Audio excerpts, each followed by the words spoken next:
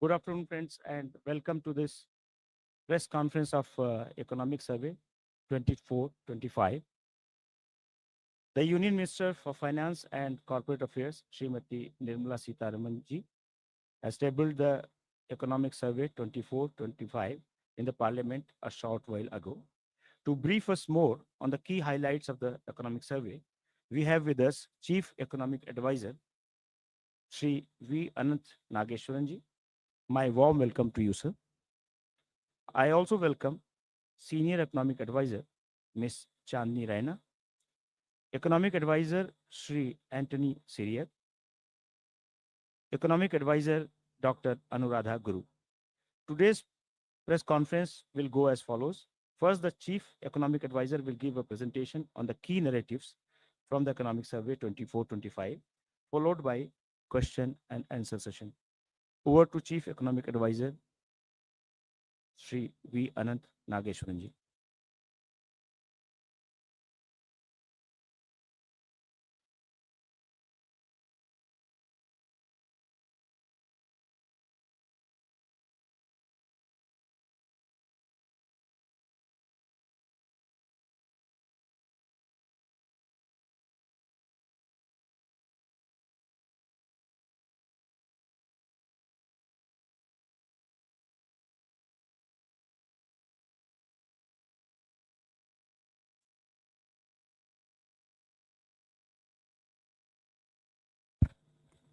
Thank you and good afternoon, everybody.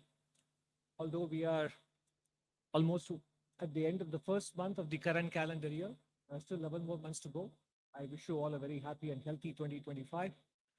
And I hope you had a good first month already. So we will go into the presentation on what the Economic Survey 24-25 is about.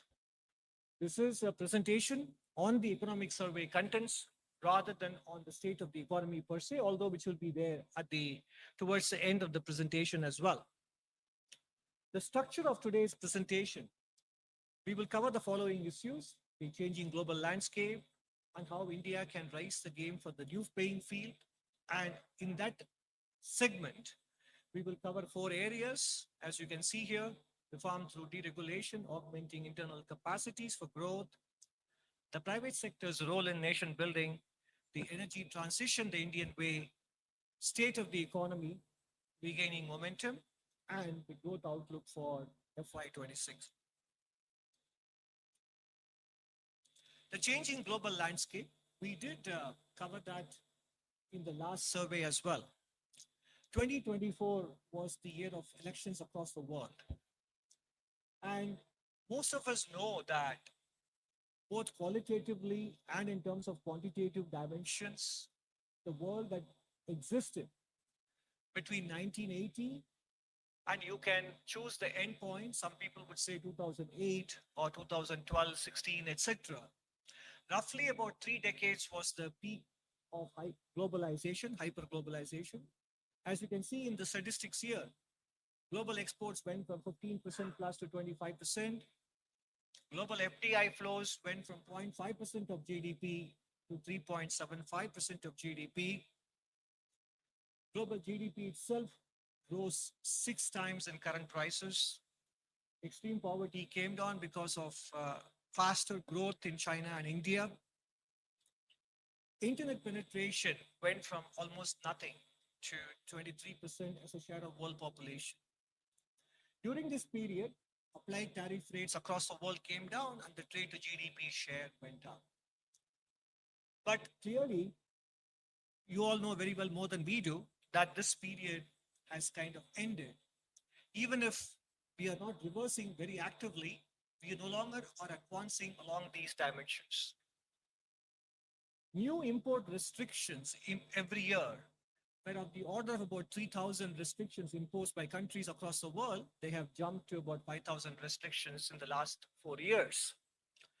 And the key reason that is cited by countries in imposing restrictions is strategic competitiveness. I think that is the important theme that we have to internalize as a country, both in the policy space and in the private sector space. There is strategic competitiveness. So therefore, efficiency considerations have given way to resilience, and supply side security considerations. The value of trade covered under the new import restrictions was as low as $170 billion in 2014-15. Now it's more than a trillion, $1.3 trillion. So effectively, I think both import or import export and investment flows are being looked at through the prism of strategic competition. And that is a new world which may be with us for quite some time to come. And therefore, we need to get used to operating in this space. As a result, world FDI net inflows as a percentage of GDP has come down from around 5% in the first decade to around 1% of GDP. And world exports as a share of world GDP peaked, even though it may not have come down as much as investment flows have come down. Clearly, it is on a declining trend compared to the ascending trend we saw towards the end of the last millennium and in the first decade. One of the outcomes of the globalization era was also the rise of China as a manufacturing power. India also rose as a power in global services.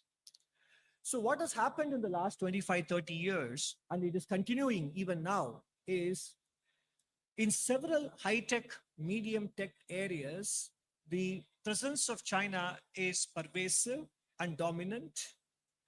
And the manufacturing as a share of world gross output, China's share will probably be higher than the combined share of the next 10 countries.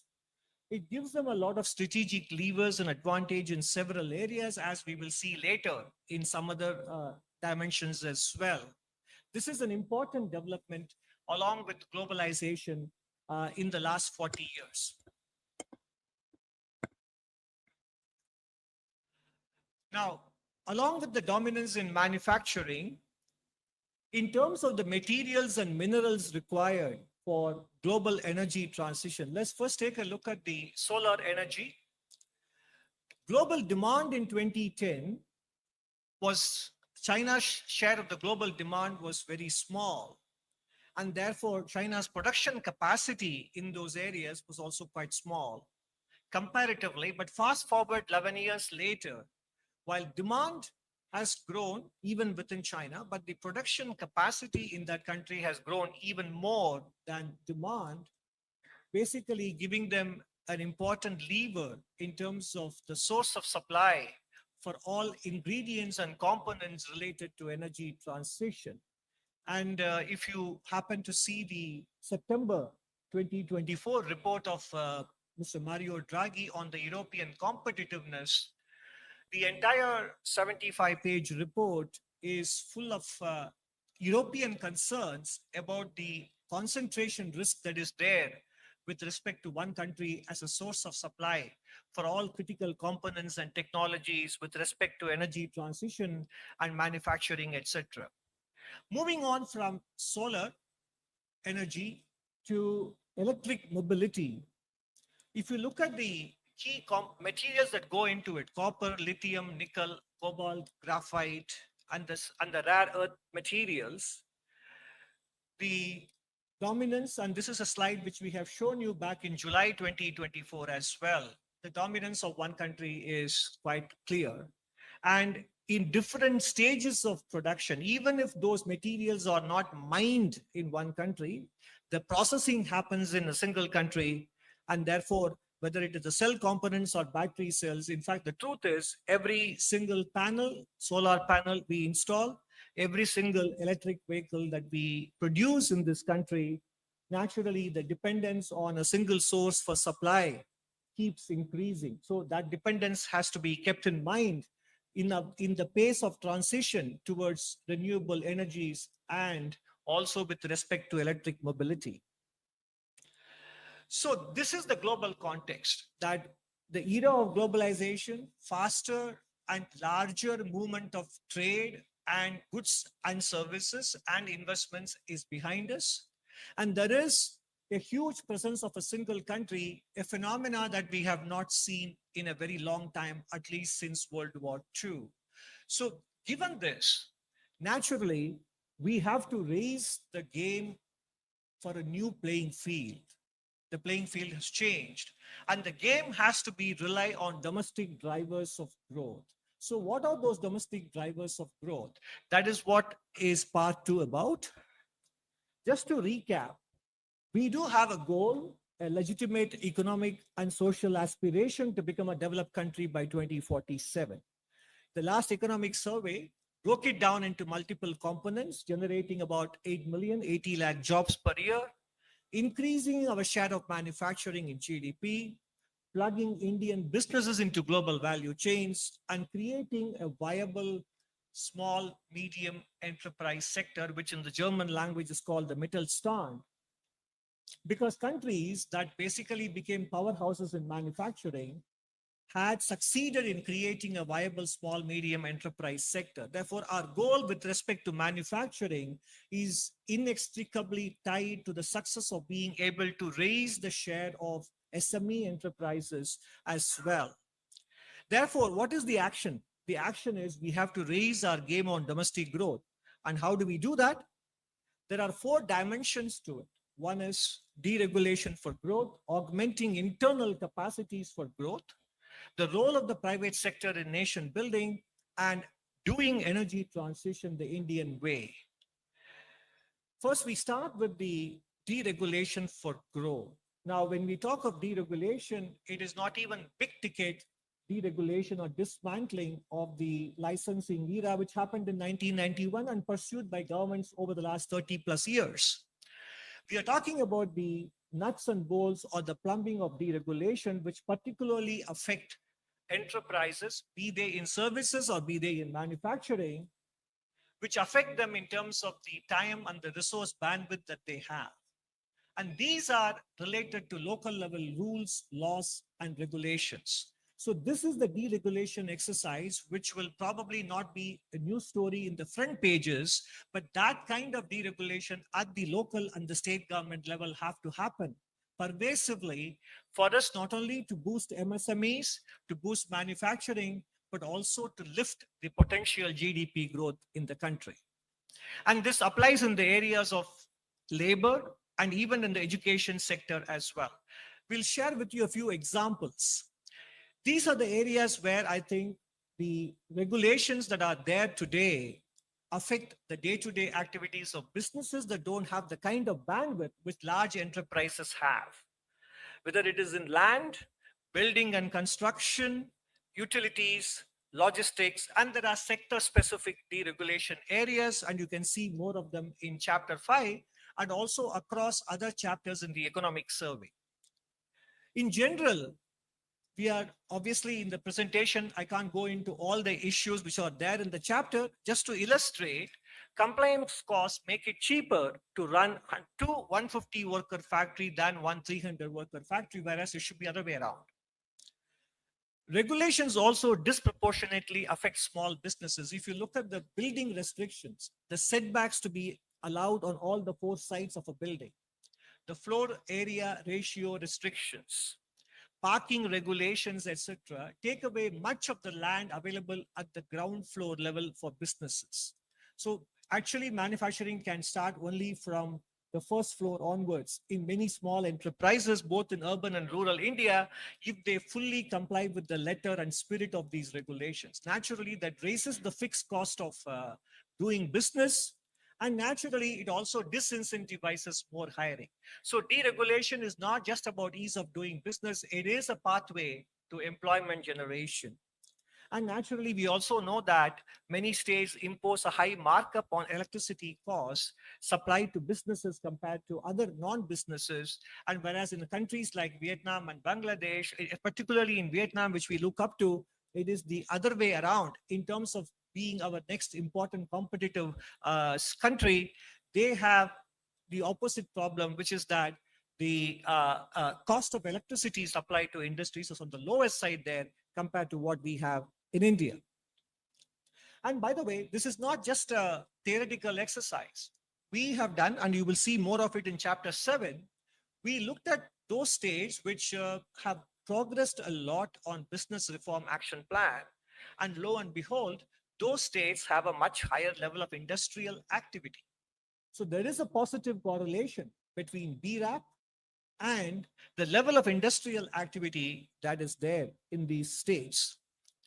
Moving on from industry to employment related areas where deregulation can be pursued, in general, we do specify the number of hours workers can work daily and weekly. Every country has it.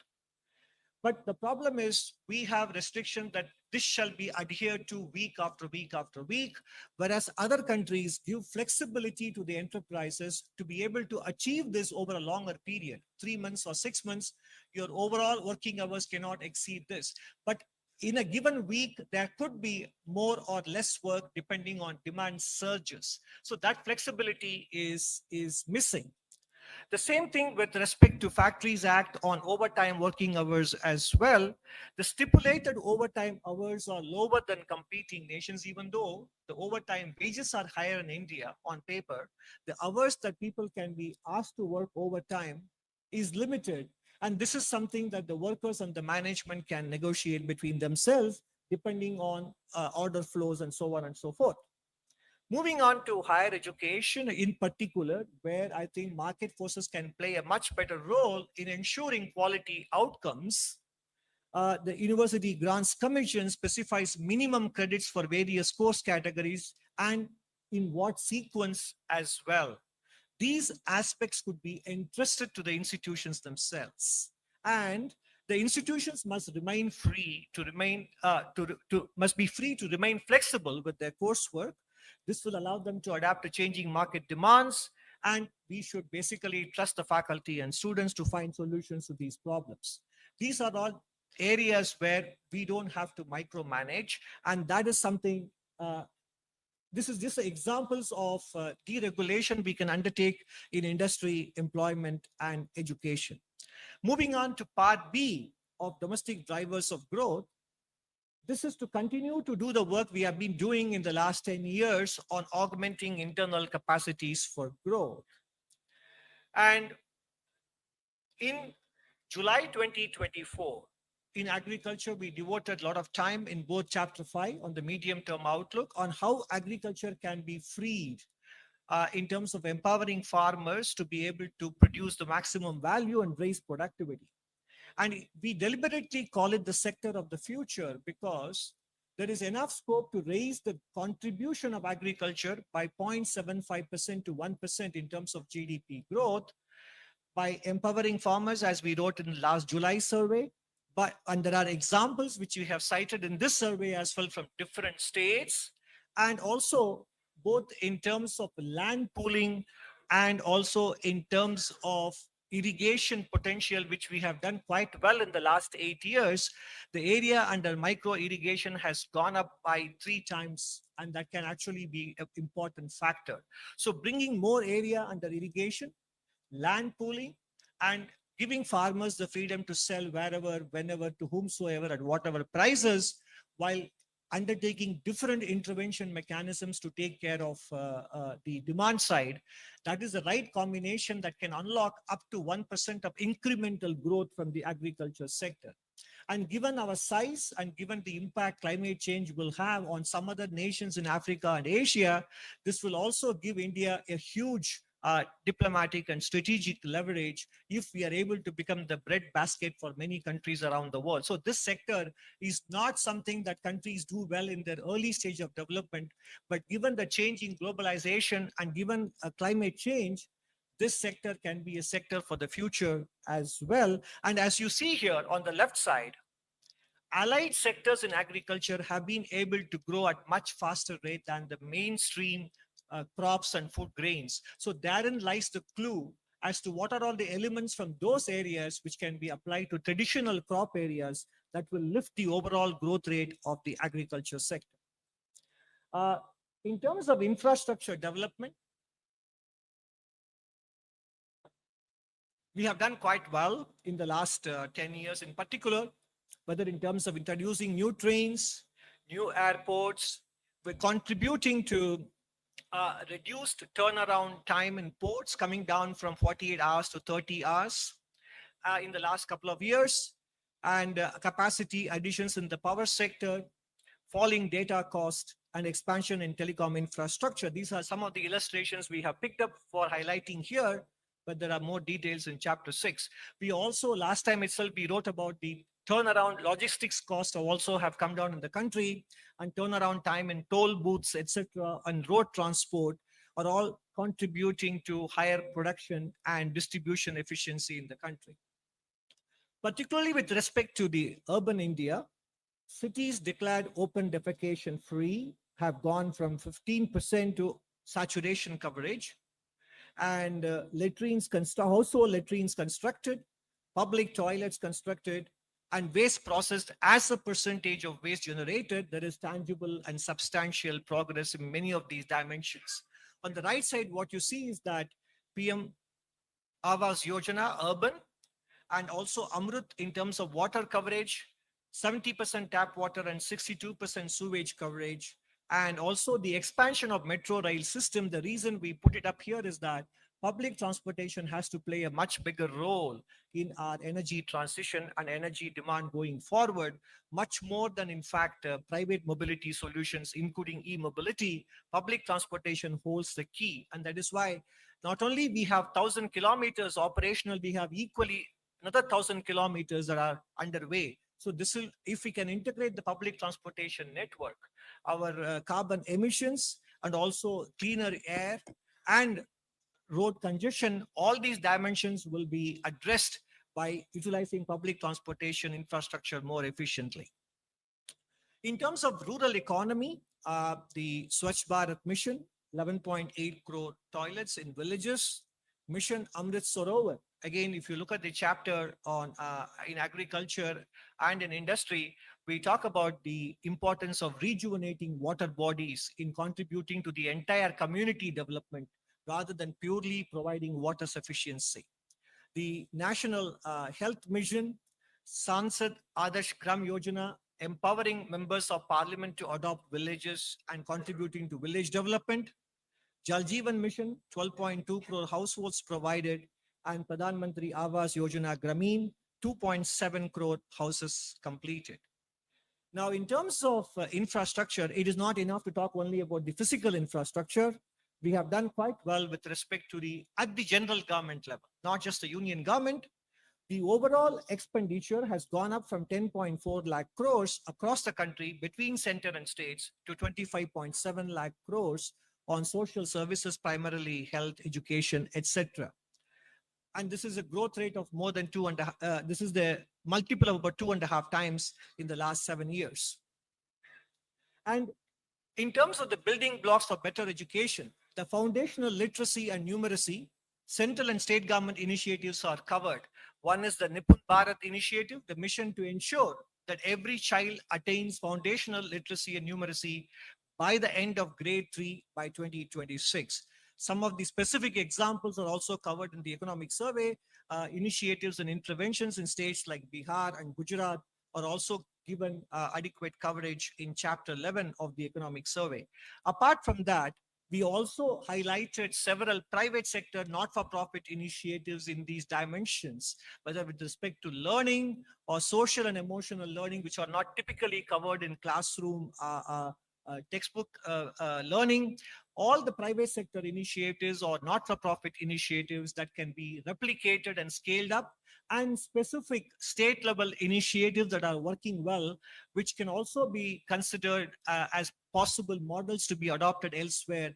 We have covered them in great detail in chapter 11. The good news is that the proof of the pudding is there in the data.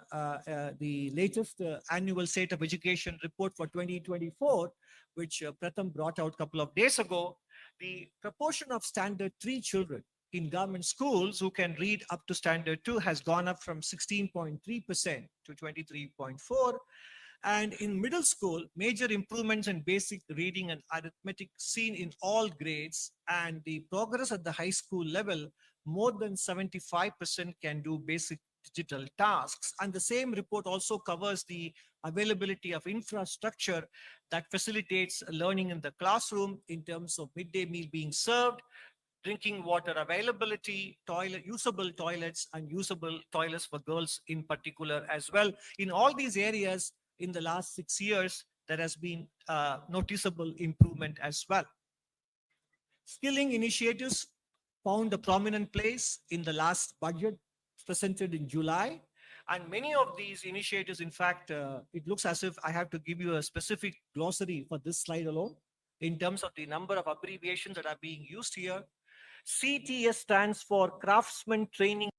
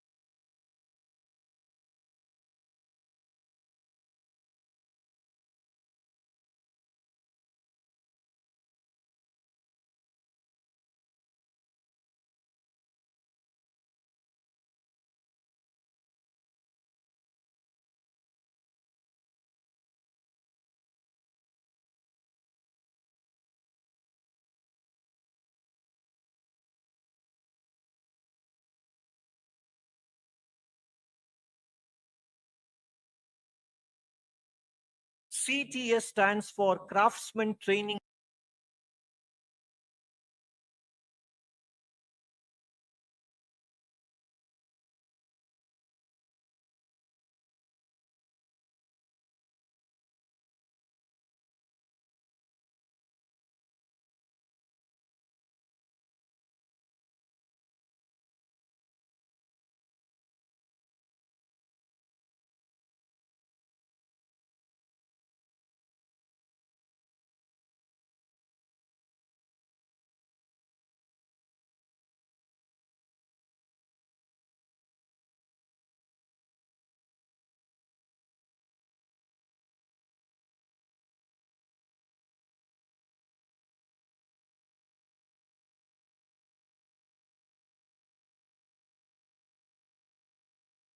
Ensure that every child attains foundational literacy and numeracy by the end of grade 3 by 2026. Some of the specific examples are also covered in the economic survey. Initiatives and interventions in states like Bihar and Gujarat are also given adequate coverage in chapter 11 of the economic survey. Apart from that, we also highlighted several private sector not-for-profit initiatives in these dimensions, whether with respect to learning or social and emotional learning, which are not typically covered in classroom textbook learning. All the private sector initiatives or not-for-profit initiatives that can be replicated and scaled up, and specific state level initiatives that are working well, which can also be considered as possible models to be adopted elsewhere. We have covered them in great detail in chapter 11. The good news is that the proof of the pudding is there in the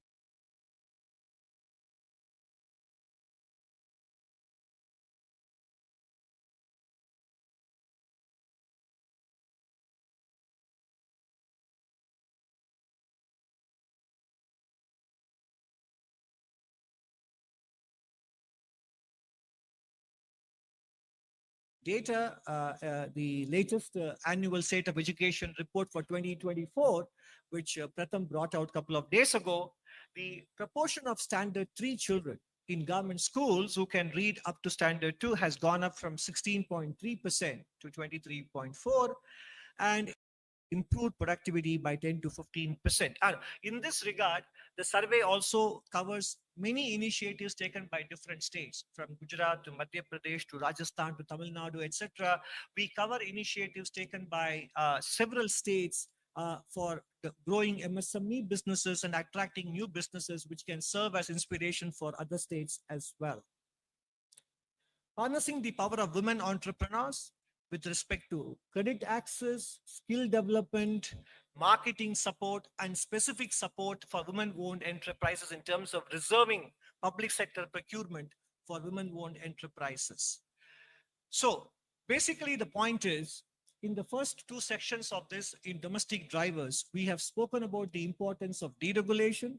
We have spoken about the importance of continuing with various initiatives that we have looked at in the previous surveys in terms of boosting the productive potential. This is all from the policy space.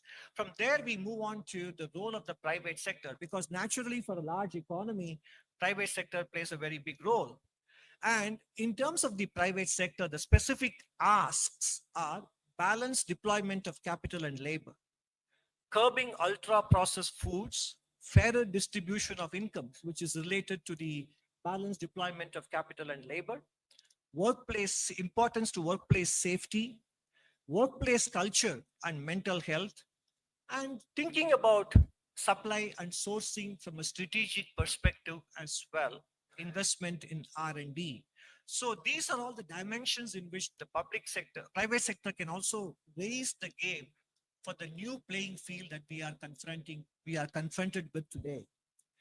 In terms of fairer distribution of incomes, a topic which we brought up last survey as well, if you look at the growth in profitability and the growth in employment expenses, which is a combination of hiring and compensation, there is a huge disparity between the two, which has been highlighted by several private sector players themselves in the last few months. And this happened even as Indian corporate sector profitability hit a 15-year high in March 2024. And some of you may have heard that when in the 1960s, when Henry Ford raised the minimum wages for his car workers, he said, otherwise, there will not be enough people to buy the cars the Ford Motors produces. So in some sense, raising wage and salary growth for workers is also a source for aggregate demand for businesses in the medium run as well. So it is both, it is enlightened self-interest rather than being seen only from a moral prism as well.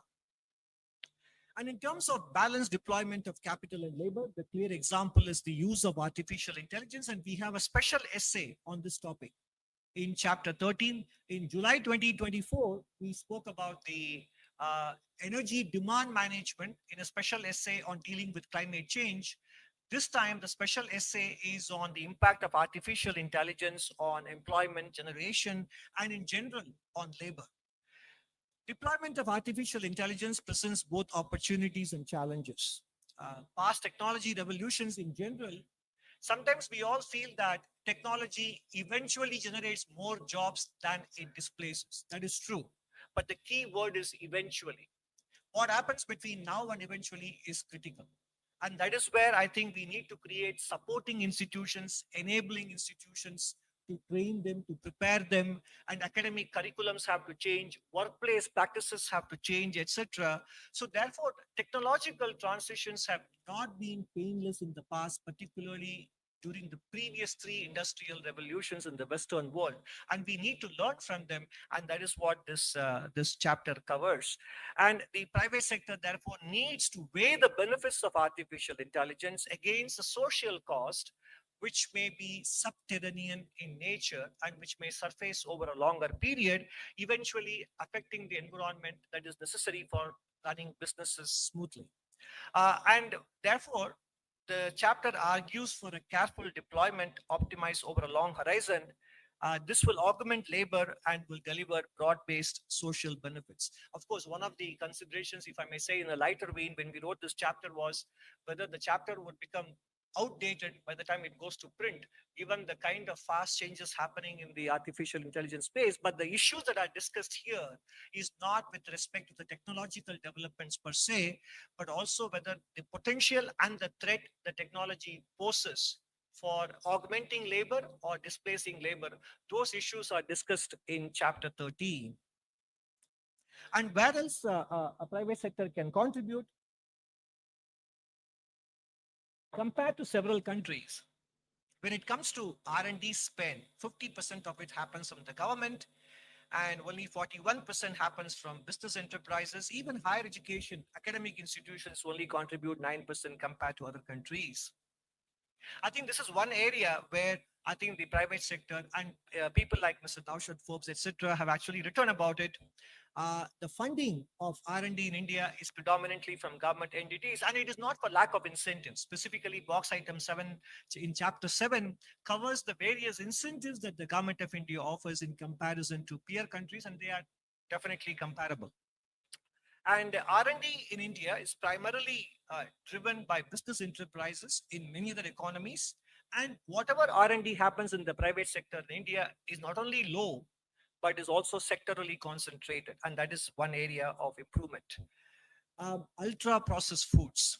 It is a 2.5 lakh crore business built on hyper palatability of food items. Misleading advertisements, celebrity endorsements, and missing and obscure labeling on packages targeting consumer behavior.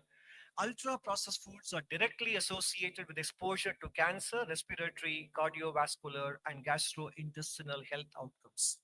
And poor dietary intake, unfortunately, is also associated with adverse mental health. And most UPF brands target children and adolescents. Therefore, we need to arrive at a quick resolution on the issue pertaining to front of the pack labeling, which has been, uh, you know, happening in fits and starts in this country. And this is not just purely about consumer information and fair disclosure. It has got long term implications for realizing our demographic dividend and productivity of our youth. Because we initiated the coverage of mental health in a big way in the last survey, and we continue that in this survey as well. And you can find more of it in chapter 11. Four particular variables have a big implication for mental health. Those who rarely use smartphones, those who are close to their friends and relatives, and those who basically have social connect and physical activity and who consume healthy foods, they have a very high mental score. But if your consumption of ultra processed foods is frequent, and if your family closeness is not much, and nor do you have enough free time for yourself out in the open, and if you rarely exercise, then your mental well-being score is very low. It is not a theoretical construct, it is an empirical finding across the world, including in India. And lower mental health naturally has a direct correlation with the number of working days and overall productivity as well. So, in general, workplace culture, private sector's attitude towards ultra processed foods, prioritizing medium term over short term, all these considerations will eventually determine whether India's wanted demographic dividend actually materializes or not. And I think this is a very important issue rather than apart from skilling and education, etc. This is not widely discussed, and we feel this is an important area where private sector can contribute a lot. Energy transition the Indian way, which is the topic in the chapter on climate change and adaptation. A well-known French economist, John Pisani-Ferry, in the context of Europe, wrote that there is an impossible trinity of net zero. That is, policy cannot be at the same time fiscally sustainable and the economy is competitive without giving up on net zero ambitions. And that is what we call it, the impossible trinity of net zero. On the right side, between fiscal sustainability, net zero goals, and competitiveness of the economy at any given point in time, only two are possible. If you want to pursue net zero and be competitive also in the global economic space, then there has to be a lot of subsidization that has to happen. If you want to be fiscally sustainable, on the other hand, and also be economically competitive, Europe is realizing that net zero goals will become that much more challenging to pursue. Again, the Mario Draghi report on competitiveness has a lot to say on this with respect to Europe, and it applies to developing countries like ours as well. At the same time, if you want to pursue net zero, at the same time be fiscally prudent, then competitiveness will take a big hit as well because energy costs will go up significantly, as has happened in Europe between pre-COVID and post-COVID. So the net result is that the trade-offs in climate mitigation is such that these days countries are realizing that we need to spend a lot of effort and resources on adaptation.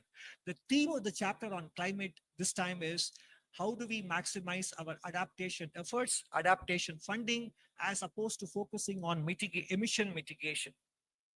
India's energy transition, therefore, needs to have a multifaceted approach. It cannot be only about renewable energy, and renewable should be expanded to include transition fuels like natural gas and also, more importantly, nuclear power as well. And coal will continue to remain the mainstay, even as we are making far better progress than many other countries on nationally determining contributions. In fact, India's use of coal has not come in the way of India making much better progress on NDCs compared to Western nations.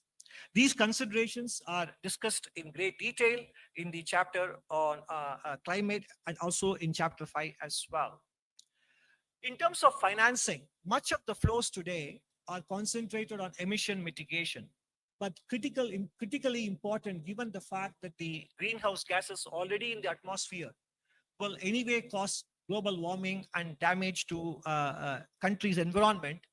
Countries need to generate more adaptation financing. In fact, the Nobel laureate Thomas Schelling very clearly said, if per capita income growth in the next 40 years compares with the 40 years just before that, vulnerability to climate change should diminish and the resources available for adaptation should be greater. I say this not to minimize concern about climate change, but to anticipate whether developing countries should make sacrifices in their development to minimize the emission of gases that may change the climate to their disadvantage. Their best defense against climate change may be their own continued development. Basically, the point is economic growth and development generates the resources to be able to deal with energy transition and climate change. And therefore, if we have to continue to grow while making energy transition, prioritization should be on adaptation. And apart from the strategic considerations I mentioned earlier in terms of ensuring that we are not affected by the single source concentration risk that many countries, including India, are exposed to. And as we wrote in the last economic survey in chapter 13, the power of collective action, small changes, big impact, has to be also kept in mind.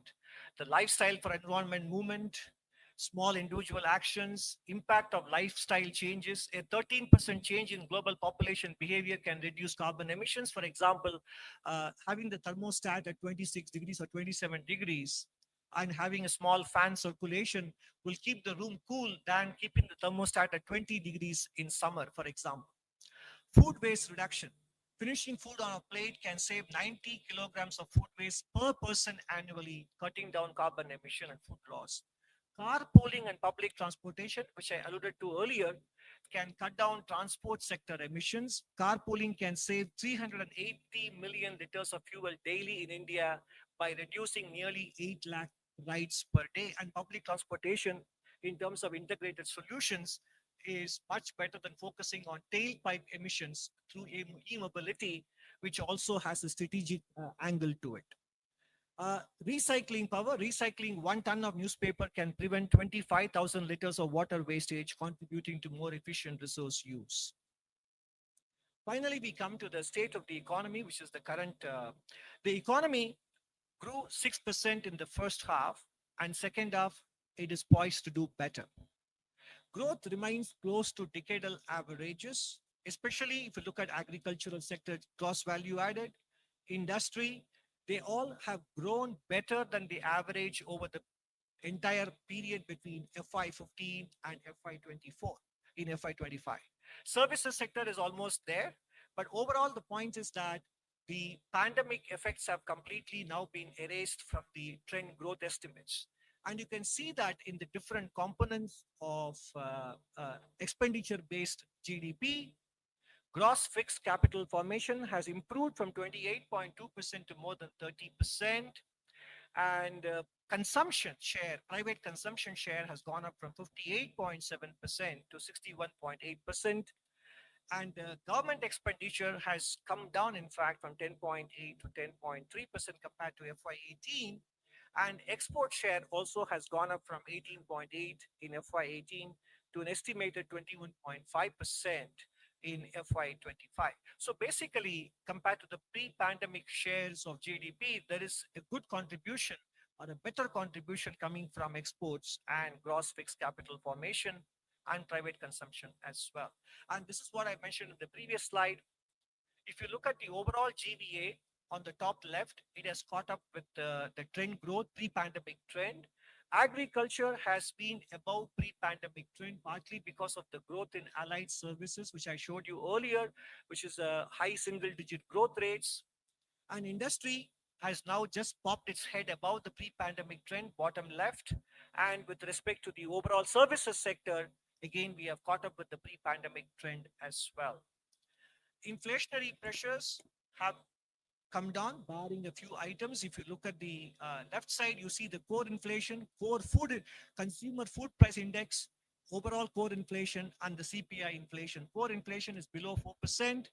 Overall inflation is 5.2%, and the food price inflation index is close to about 8%.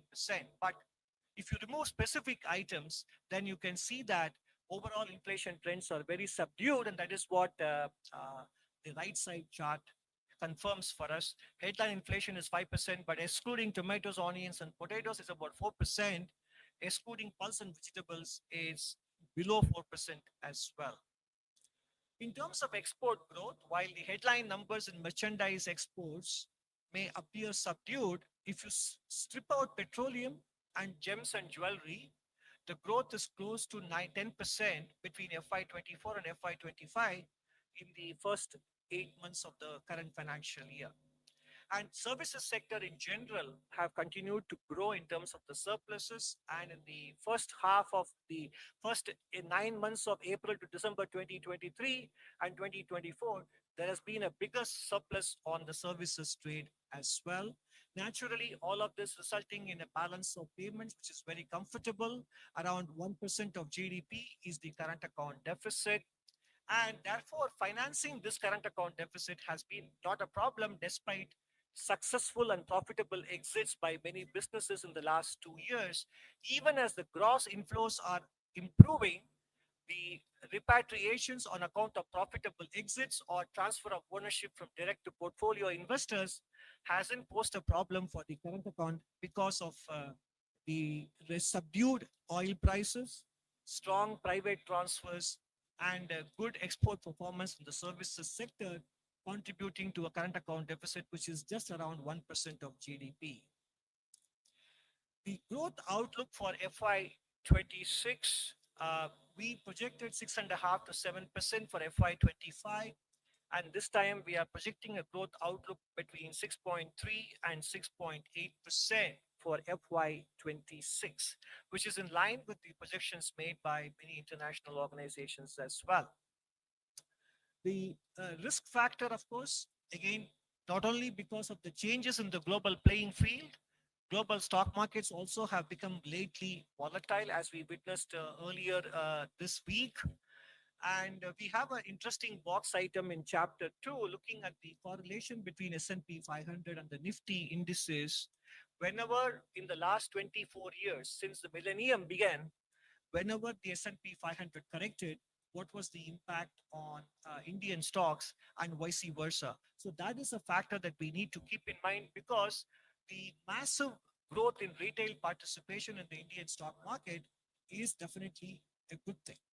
But also, when the market corrects, it could have implications for spending intentions, and sentiment effect, etc., could be significant. And that is one risk we have kept in mind when we came up with the outlook between 6.3 and 6.8% for the real GDP growth.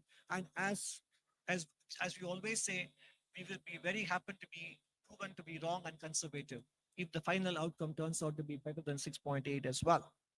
So to sum up, how do we raise our game for a new playing field when globalization is no longer going to provide the tailwind in terms of export growth and foreign investment growth? We need to deregulate to make it easier for small and medium enterprises to grow. Deregulation is about removing the fear of growth in micro, medium, and small enterprises. And this is about the plumbing and the nuts and bolts of deregulation, which are primarily there in the state and local government space. We have to continue to augment internal capacities for growth. Particularly, agriculture sector has a potential to contribute up to 1% to GDP growth. Private sector can do its part in terms of lifting the spending on R&D, in terms of striking a better balance between capital and labor share in their businesses, in terms of marketing of ultra processed foods and taking mental health seriously as well. With respect to energy transition, considerations of financing, considerations of supply chain concentration risk, etc., means that we need to focus on public transportation and adaptation as an important strategy rather than emission mitigation, in relatively speaking.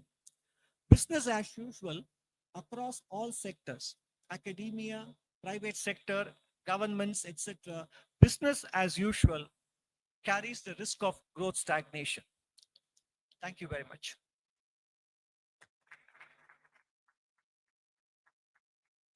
Thank you, sir, for the presentation. Now floor is open for the questions.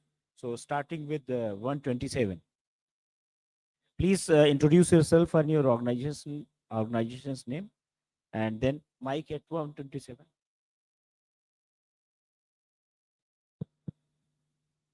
Hi, sir. Good evening.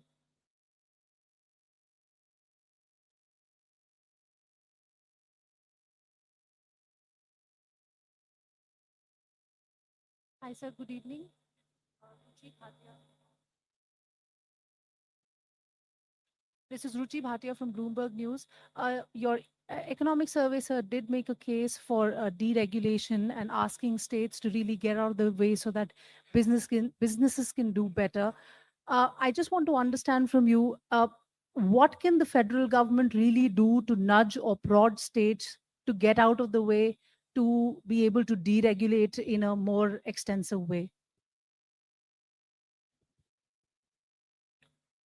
I think more than the federal government nudging them, the successes of states that have done deregulation more than others, which is what the chart on the progress in business reform action plan, BRAP, and level of industrial activity, that should in and of itself be a sufficient motivation. 4.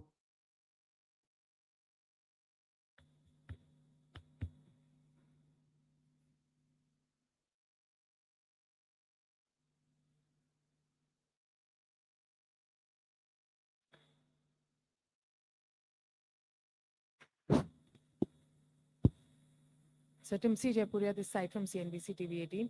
Sir, your survey did mention about employment. It also warned about AI taking away a lot of roles, but also said that employment at the level when it comes to the private sector, a lot of working hours need to be managed.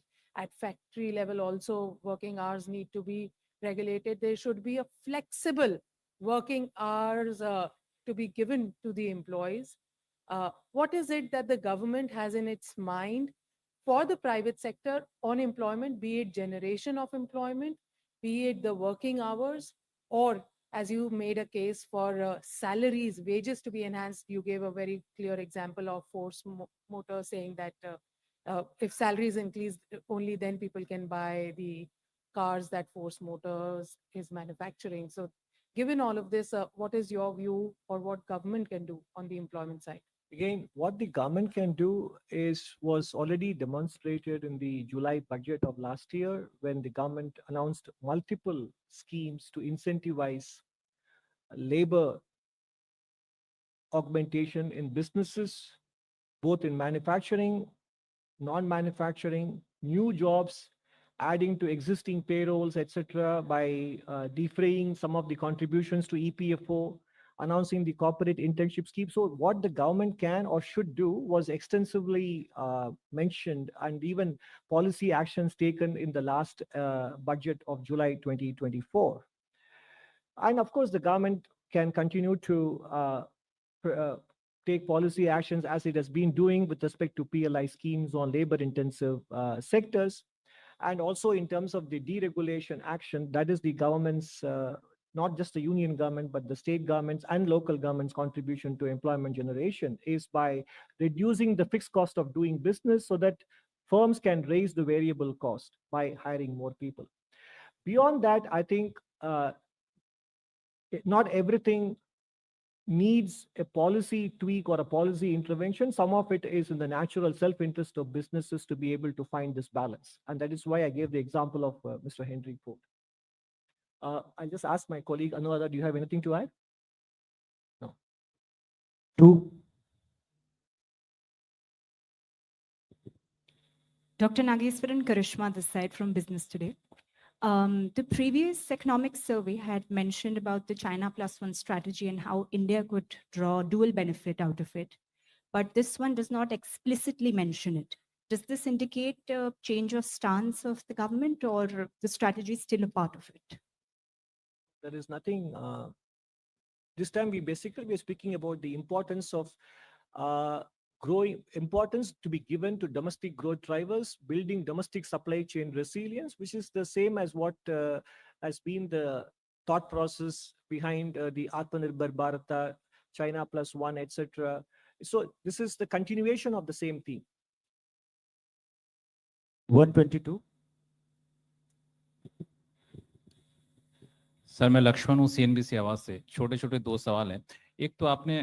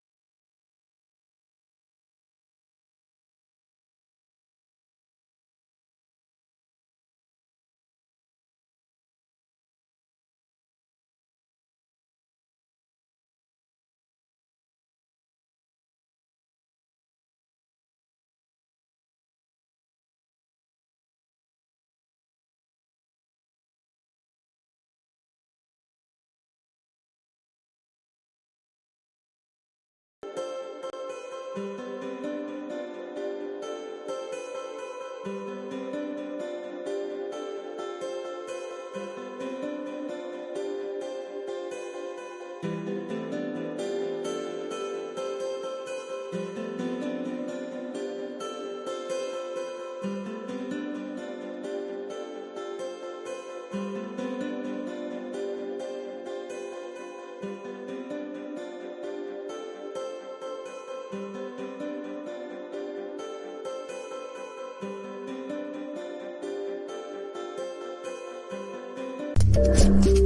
you.